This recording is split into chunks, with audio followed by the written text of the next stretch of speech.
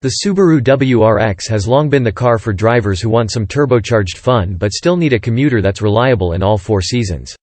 For 2022, the WRX enters its 5th generation with a complete redesign. But that same rally for the road ethos is very much alive and well. The 2022 WRX is about 3 inches longer and 2 inches wider than its predecessor, and while it's based on the standard Impreza, no body panels are shared between the two cars. The sedan's rear end looks great with some sleek BRZ-ish taillights, and I dig the larger grille up front. Also of note, every scoop and vent you see on the WRX is functional for either aerodynamics or cooling. My only real gripe is with the WRX's fenders. I'm not complaining about the cladding. After all, the plastic stuff will definitely protect the WRX against gravel and mud. But the texture on these add-ons is just icky, and I don't like how the arches are asymmetrical. Looks are subjective, sure, but plain black cladding on a curved surface would look much better here. Thankfully, you don't have to look at those arches from behind the wheel, and that's really where the 2022 WRX shines. Its 2.4-liter turbocharged flat-4 engine produces 271 horsepower and 258 pound-feet of torque, and power goes to all 4 wheels through either a 6-speed manual transmission or a continuously variable automatic. I'm sure the CVT is fine, but come on, get the stick. The turbo engine has a new wastegate design to reduce turbo lag, meaning the 2022 WRX will blast off without hesitation. The new car is also more rigid than its predecessor and has a new sway bar, and all of this keeps body roll in check. The WRX doesn't have the best steering feel, but still, hot damn is it fun. When the winding roads turn straight, the WRX is a formidable commuter. Its ride is stiffer than before, but the WRX is far from punishing. The seats are comfortable, and while the steering is numb, there's at least some heft that helps inspire confidence. Overall, the WRX's cabin is fairly quiet, but you'll get plenty of engine and turbo noise when driving hard. Subaru's all-wheel drive system lets the WRX excel on a gravel road. No, this isn't an off-road car. WRX Wilderness, anyone. But this compact sedan will handle a Forest Service road like a boss, keeping its traction around loose turns way better than any front-wheel drive rival. It's easy to see why rallycross drivers start with the WRX as a donor car.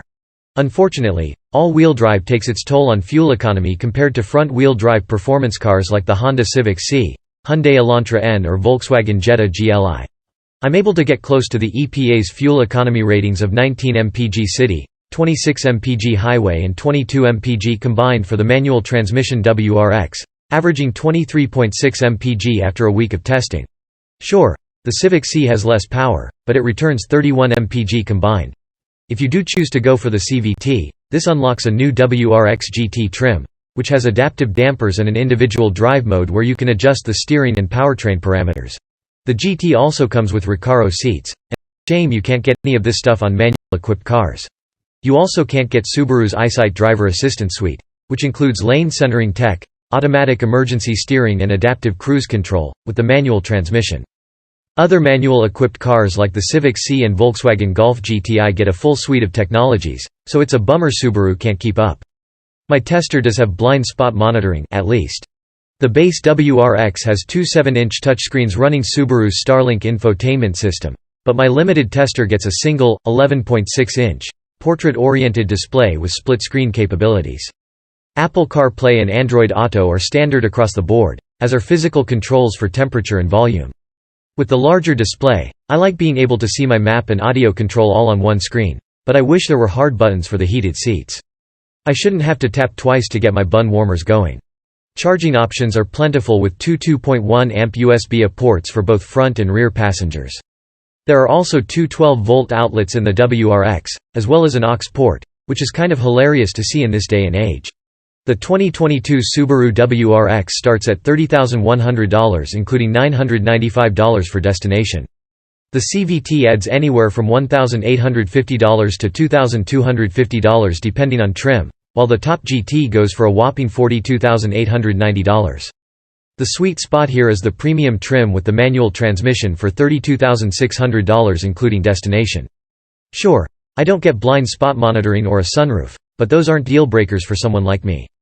Subaru's embedded navigation system is absent on the premium, but with the larger screen and smartphone mirroring, you can let Apple or Google handle the maps. The WRX has always been a great all-rounder, and this 2022 model is no different.